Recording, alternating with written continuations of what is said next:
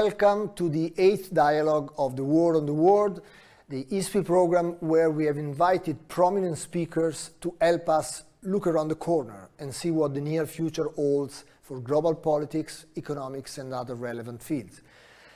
Today I have the great pleasure to talk again, but to talk this time about the future of world order with Ghassan Salamé, former Special Representative of the UN Secretary General for Libya and founder and former Dean of the Sciences Po Paris School of International Affairs.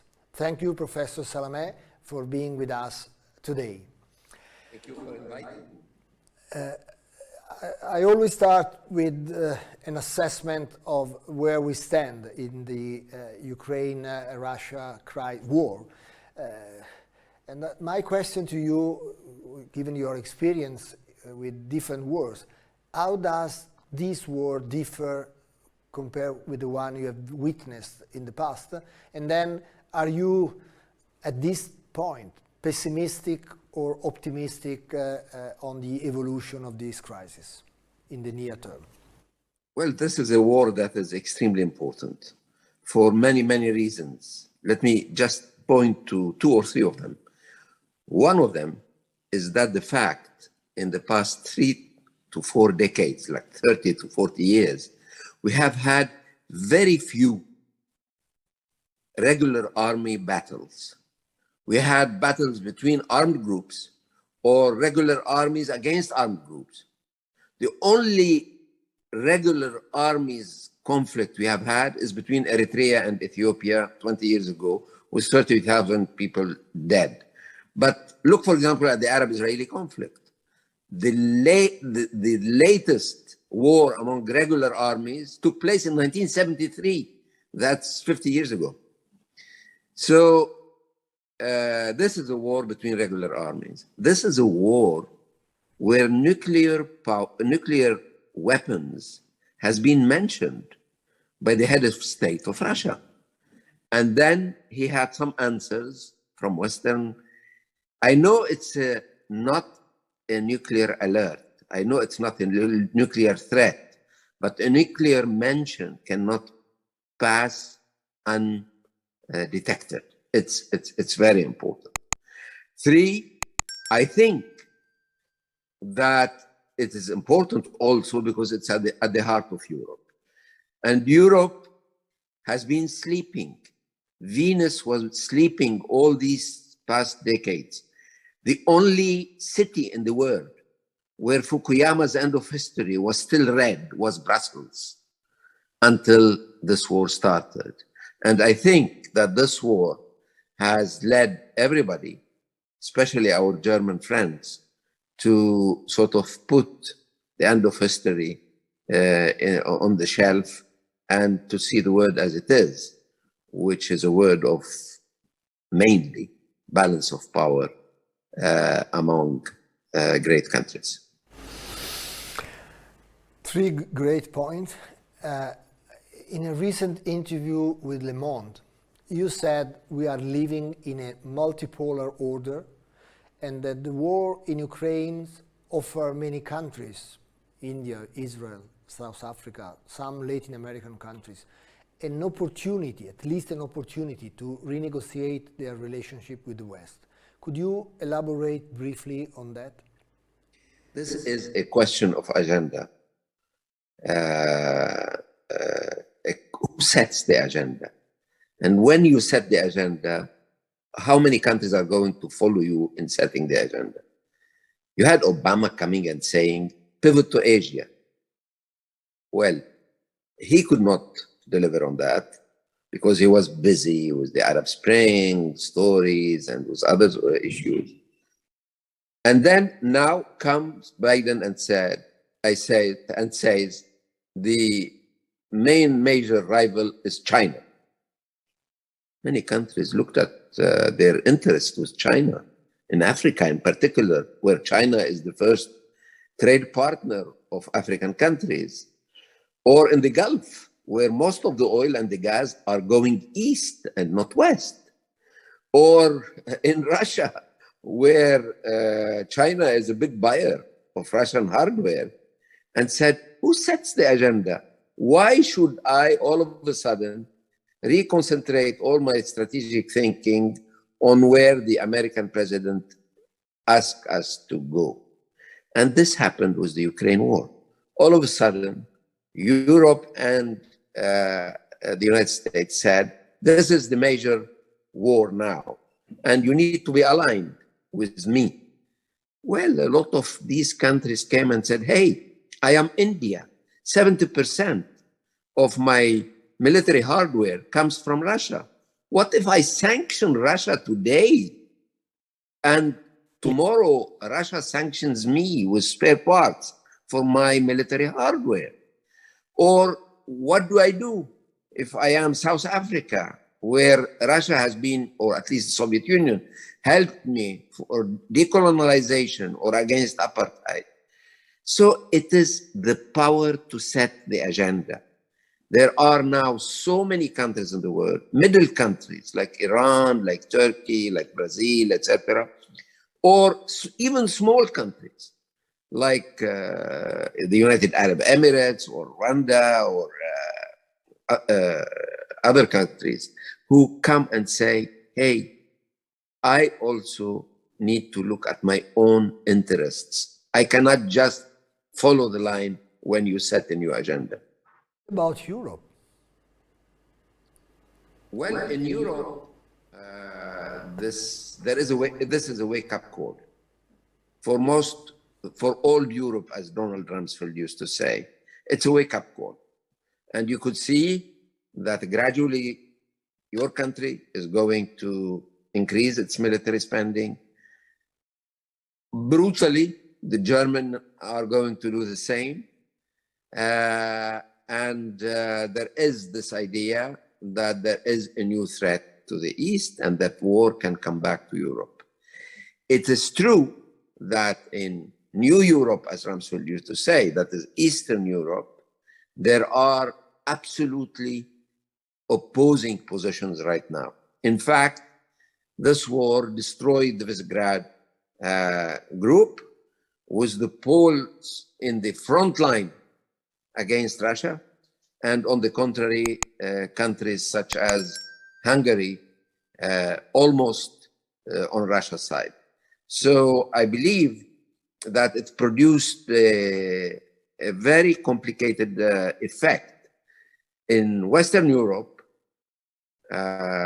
people are more clearly anti-Russian, and in Eastern Europe, there is a radical shift in one direction or the other, represented by Poland on the one hand and Hungary on the other.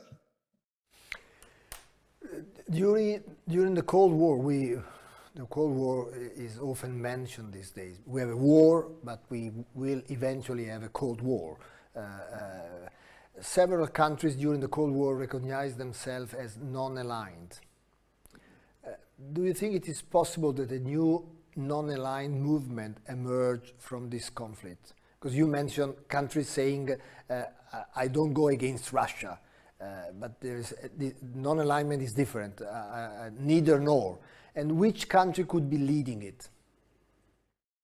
What is happening now is a large phenomenon of reticence to align with the Western position. That has many different grades. Some people are voting with the Russians, as Syria did, or as Algeria did.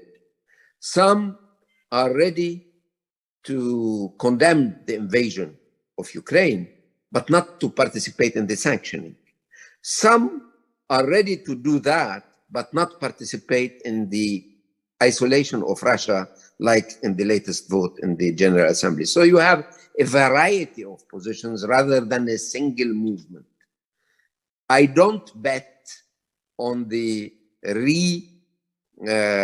creation of a non-aligned movement. I don't see it coming. What I see is more of an individual concentration on the national interest of countries. And in Ankara, the leadership will come and say, what is the Turkish interest? And in Iran, you will have the same. And in Saudi Arabia, you will have the same. what is now my relation with Europe or with America, and why couldn't I renegotiate it right now? Because America is expecting something from me in the General Assembly or elsewhere. So I don't see a new movement led by anybody. What I see is a sort of concentration on national sovereignty and national interest. There could be empathy between this and, say, the Chinese line or the Indian line or other diplomatic lines, but I don't see a real movement, because there are a lot of conflicts among these countries anyway. But so I don't see it coalescing. India and China are converging, but they are at odds on many issues. But let me get back to Europe for a while, because your words were very interesting. You said some countries are saying, okay, now Russia is again a rival, but it's not a rival for me. I depend on Russia on many things. You mentioned India, you mentioned South Africa. Europe is depending on Russia on many things. While when the American asked Europe to make a choice between China and the United States, that was last year, there was a lot of hesitation in Europe.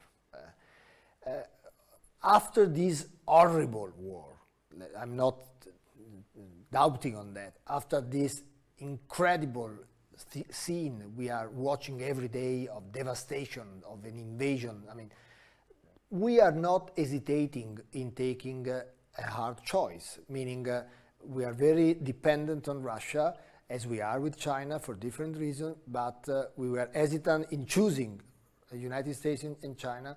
We are not at all hesitant, not yet to oil and gas, okay, but we are clearly positioned. How would you evaluate? How would you comment on that? Isn't there a risk for Europe in the end, in the medium term? What's your take on that? Well, I believe that China will remain China and Russia will remain Russia. You may be unhappy with the Russian invasion of Ukraine, and rightly so, or unhappy with the Chinese behavior in Asia, and rightly so. Now the problem is extremely difficult to solve, because you don't know, when it comes to America, when the national interest starts and when the common interest of democracies end. What is the fine line? What is Mr. Biden calling for? A better protection of American interest, because he wants an end to the globalization that has benefited China than anybody else, better China than anybody else? Does he want to replace his gas, the Russian gas, with his gas? Does he want to have more power in Europe? Does he want to use NATO to reinstall some kind of hegemony over Europe? Or is he speaking in the name of democracies in general as the leading power among these democracies? The line is fine between the national interest. And Mayor Schimmer, my colleague Mayor Schimmer, keeps saying, be careful with us. We are hypocrites. We speak as liberals, but we behave as realists. This is a lesson I heard from John Mayer Schimmer I will never forget. So where is the fine line here? I think the real criterion for Europe is that it has been a leading champion of a rules-based world, a rules-based international system. I know it's not fashionable during a war to talk about a rule-based international system, but that's what we should all be going for. If we are against the invasion of Ukraine, it is because against the rule of international law of invasion without justification and interference in the life of another country. In terms of rules, the Americans have not always been helpful. They didn't sign the landmine agreement of Ottawa. They didn't sign the Rome Treaty on the criminal court. They don't really ratify the START to agree. So what we want the Americans is not only to show the way in situation of crisis as the present one. We want them in normal times to accept, to build with Europe a rule-based system. That would give them more legitimacy in times of crisis to say, this is the enemy, this is the direction to go to, etc. And this has been lacking. This has been lacking. America invaded Iraq in 2003 without a UN resolution, against the will of its best allies, Germany, France, not to mention Russia, or even the Pope. So it is difficult now for a country that has not been so willing to live in a rule-based international system to give us lessons, to all of us, of what should be done in Ukraine or elsewhere. My last question. This war, on top of everything you mentioned, is showing all the limits of the global governance system, and in particularly, let's be frank and honest, of the UN system. We all know the reason. We are very familiar. You are more than anyone familiar of the functioning of the UN, but the situation is, I mean, when the Pope and Zelensky say the same thing, where is the UN? Is there a need again to reform the UN, and how feasible it is to make any reform of the unreformable institution? We are in a situation that is very serious and has been serious before Ukraine and was made more serious by Ukraine, which is the absence of the UN in all this. After all, the UN is the vehicle of our collective security. It showed it only once. That is 1990 in the war to expel Saddam Hussein from Kuwait. It worked very well then, and it stopped working since. We need to bring back that spirit. And this is very difficult. We have three scenarios that are possible. One is further marginalization of the organization, where the Secretary General is not rushing between Moscow and Kiev, but sitting in New York, and where the Security Council is more a tribune for people to come and attack each other rather than a place to build a decision, to maturate a decision, a ceasefire decision. So it can drift more into the marginal and irrelevant. This is a possibility. This is what is happening. The second line is to say the UN is not that great on peace and security, but it is so important in terms of climate change, gender parity, protection of kids, etc., World Food Program, you name it. So let's concentrate on things that are feasible, and let's put for the time being peace and security in the fridge. This is a second scenario. And the third scenario is a radical reform of the institution to give it a new chance that was not taken in 45 because of the Cold War, was not taken in 1990, basically because of America's preference for hegemony rather than international organization, but could be taken after the Ukraine crisis. So to answer your question, I would say, what is happening is the first, drifting into irrelevance. What the Secretary General wants is the second. Let's do what can be done.